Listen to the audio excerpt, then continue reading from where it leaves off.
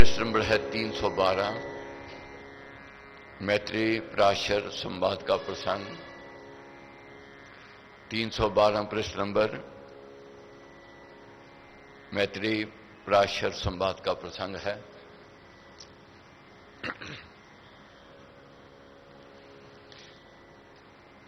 याज्ञवल्क्य मुनि की पत्नी मैत्री बहुत भोली थी, भाव वाली थी, छल कपट से दूर रहती थी, मगर चिदाकाश में अंधेरा रहता था। उदासीनता, भय, चिंता दिन रात उसको विचलित करती थी।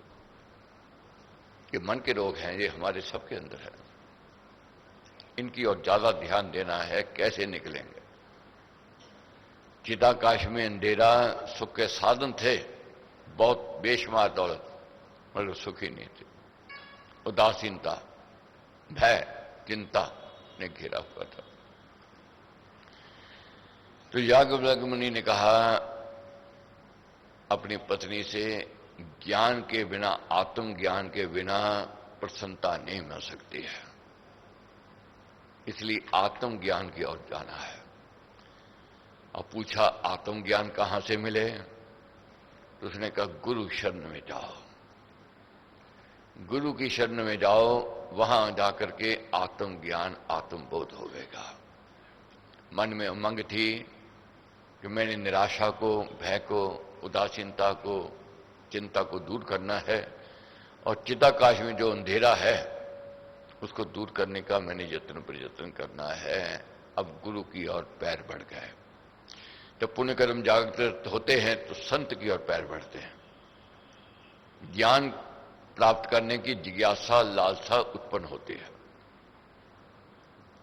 ये हम नहीं आए हैं, हमारे पुण्य कर्म लेकर के आए हैं।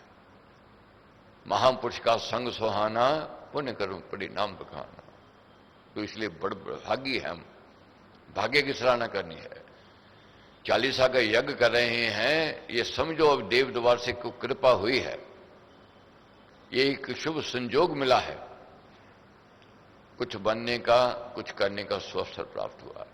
अगर इस शुभ संजोग को वैसे ही लाइटली में ले लेंगे, हंसी खेल में ले लेंगे, वह प्राप्ति नहीं हो सकती है। गहराई में जाना है। त्याग किया है आलस्य निंद्रा का, प्रमाद का। आए हैं कुछ बनने के लिए, कुछ करने के लिए। अब त्याग करेगी वही मैत्रेयी, आलस्य का भी, निंद्रा का भी। मगर उसको प्राप्ति हुई या नहीं हुई, या कैसे हुई, इसका चिंतन है। अब गई पराशर मुनि की शरण में, कहने लगी मेरे को ज्ञान दो, मेरे चिदाकाश में अंधेरा है, मैं प्रकाश चाहती हूं। बोला मुनिवर बोलिए कर ले जन्म सुधार, त्याग धर्म को धार कर हो जा जग से पार। जब कामना रखी, इच्छा रखी मैत्री ने, तो गुरु क्या कहते हैं, कहने लगे कि अपना जन्म सुधार ले, ये स्वप्न तेरे को मिला है, मानव तन मिला है, 84 लाख जीवनों के पश्चात मिला है, बाकी सब जन्म अज्ञानता के हैं। यही मोक्ष की ओर ले जावेगा, यही मुक्ति की ओर ले जावेगा। कैसे? त्याग धर्म को पालना पड़ेगा। जो त्याग धर्म को पाल लेता है वह मोक्ष की ओर बढ़ जाता है। उसके चिदाकाश से अंधेरा, भय, चिंता दूर हो जाती है। अब त्याग की बात कही। एक त्याग से पाइए अमृत पद सुख खान, त्याग परम है साधना सत्य रूप ही मान।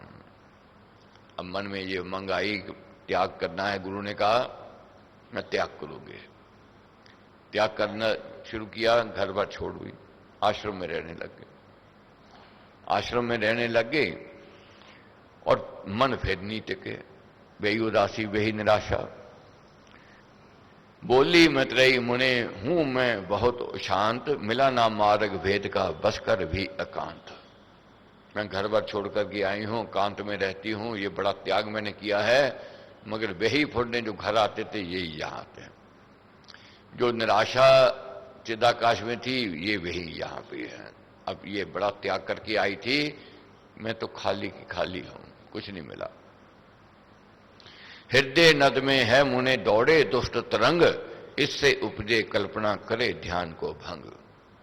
दुष्ट तरंगे मेरे अंदर उपड़ रही हैं और मेरे ध्यान को भंग कर रही हैं।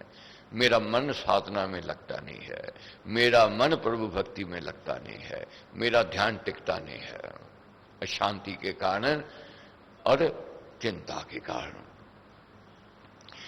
तो क्या है, फिर कहा मुनि ने, त्याग करो मन निश्चल होगा, इससे मुनि जन ने सुख भोगा।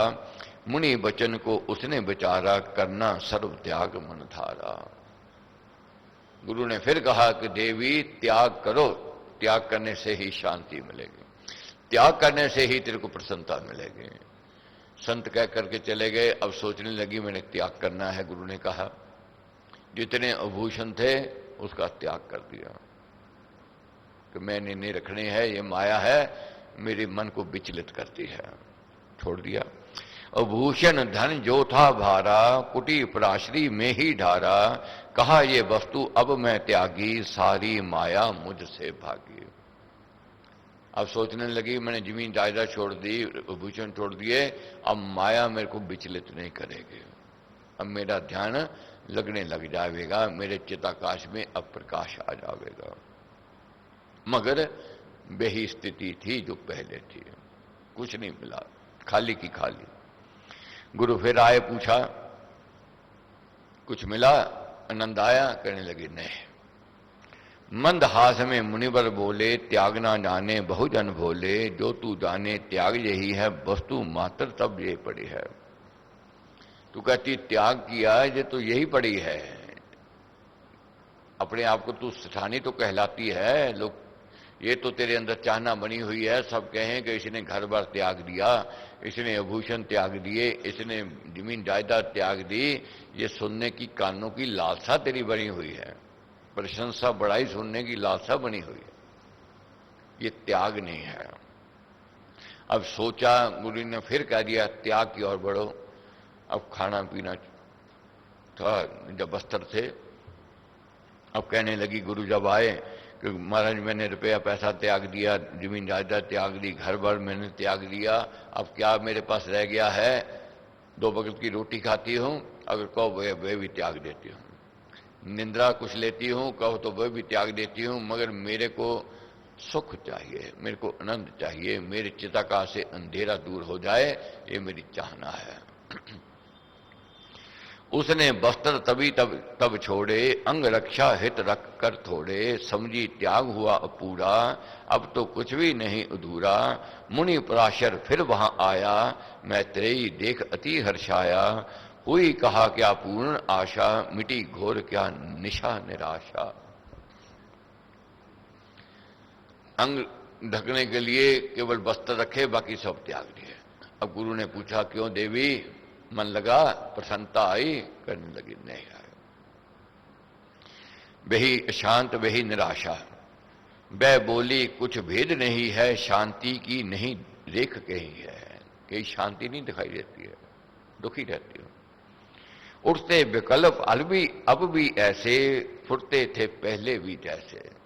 जैसे फुरने पहले आते थे वही यहां आ रहे हैं। आश्रम में घर बार छोड़ करके भी वही स्थिति है। मेरे मन में ज्योत जगाओ, ईश प्रेम की रीति सिखाओ। यह है जिज्ञासा, यह है लालसा।